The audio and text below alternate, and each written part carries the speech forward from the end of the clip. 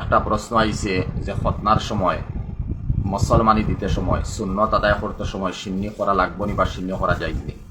শরীয়ত মুসলমানের মাত আইছে একটা সুন্নতের উপরে আমরা আমল করতাম।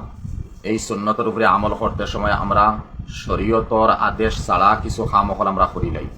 যেমন অমুকর সুন্নত দেওয়া চলে তোর লুঙ্গি দেও, কাপড় দেও, মিঠাই লইয়াও, এরপরে ছাগল দেও, গরু দেও, বিভিন্ন সময় মানুষে সিন্নি করিলাই।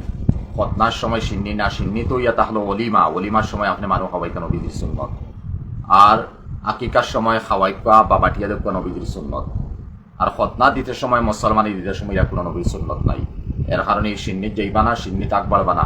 আর এই সিন্নিত আগ বাড়িয়া ও একটা রসুম, একটা বোঝ মানুষের উপরে আনবা না। মানুষ সক্ষম যে গরিব মানুষ আছে কিতা করবো হেত অবস্থাইব বলে আমি খতনা দিয়ার আমার নাতির বা আমার ছেলের বাবা তিজার আমি তো কোনো কিছু আদায় করতাম পারিয়ার না। এটা মানুষের উপরে একটা বুঝ ডালা।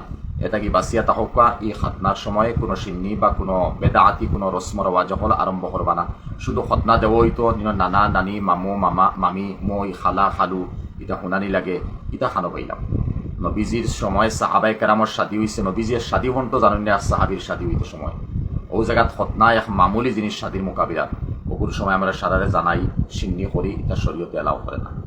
ঠিক এইভাবে প্রশ্ন আইছে কোনো মানুষে অলিমা যে আছে সুদের টাকা দিয়া যে অলিমা করে তা যাই জীবনী বা সুদর টাকা দিয়ে আপনি অলিমা খেনে দিতা। অলিমা হইল কি নবীজির সুন্নত। আর এই সুন্নতের মধ্যে আপনি দাওয়াত দিতে রাখারে আলিম উলামা, নিজের আত্মীয় স্বজন, গরিব গুড়া সারা মিলিয়ে দাওয়াত দিয়ার, তখন আপনি সুদর পয়সা দিয়ে খাওয়াইতরা, সারার ফেটো নিয়ে আপনি শয়তানর দৌলত নিয়ে ঢুকাইতরা। আর এই শয়তানর দৌলত মানুষের ফেটো গিয়া যে সময় ঢুকবো, এরা মানুষ আমল বরবাদ হইব, ইলিম বরবাদ হইব, সারা বরবাদ হইব।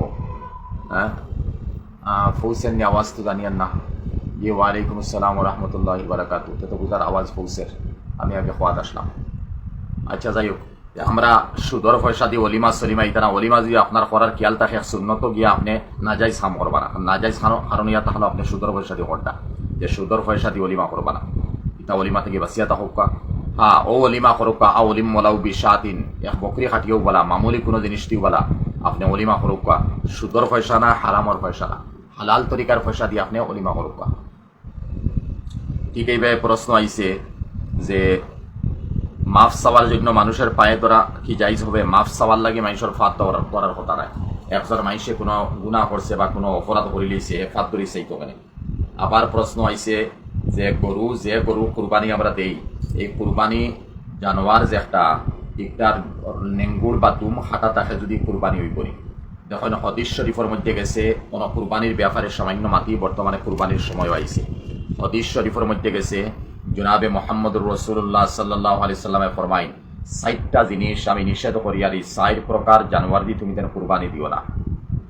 আল আরজা ও আল বাইয়িনু যালউহা, ও মতো লেংড়া যার লেংড়াপন জাহির হয়ে গেছে, লেংড়াইয়া জানোয়ারে আটের, এই জানোয়ার দিয়ে কুরবানি দিও না। পরে আবার ৬০টার ব্যাখ্যা মুহাদ্দিসিনরা আনমু।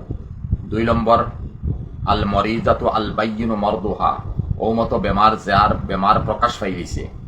৩ নম্বর আবার নবীজি ফরমাইন আল আওরা ও আল বাইয়িনু আওরুহা, যে খানা জানোয়ারের খানা পনিকান জাহির হয়ে গেছে। আবার নবীজি ফরমাইন যে ও জানোয়ার আল আজফা ও আল্লাতি লা তুনকি, ও জানোয়ার যে দুবলো হয়ে গেছে, হালকা হয়ে গেছে, যার হাড্ডির মধ্যে গুদা নাই।